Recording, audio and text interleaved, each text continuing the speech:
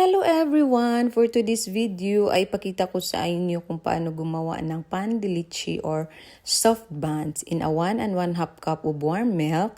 Nagdagdag lang ako ng 1 tablespoon of white sugar, 1 1/2 tablespoon of instant dry yeast. Haluin din, set aside.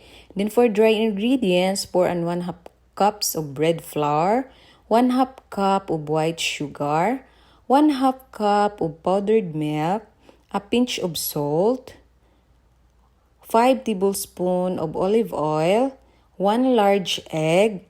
Then, balikan natin yung yeast mixture. Naglagay na ako ng vanilla extract. Then, ihalo natin siya sa ating dry ingredients. Then, gumamit ako dito ng stand mixer. Then, naglagay din ako ng mga 1/4 cup o unsalted butter. Then, check lang natin kung okay na ang kanyang texture, yung window pane. Pag okay na, tina-transfer ko lang siya sa aking maliit na bowl at ginigrease ko ng oil. Then, rest into 1.5 hours. After 1.5 hours, ayan na, nag-double in size na siya. I-punch lang natin to release the bubbles.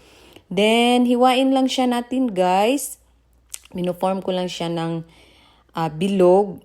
Then, hiwain lang siya natin according to our desired size. Saka na natin i-form into ball. Ganyan lang siya natin.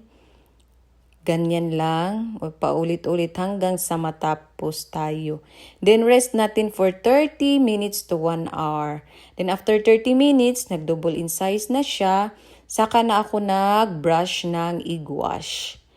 Then, while nag-brush pala ako ng-egg wash, guys, nag-preheat na ako ng oven, 170 degrees Celsius.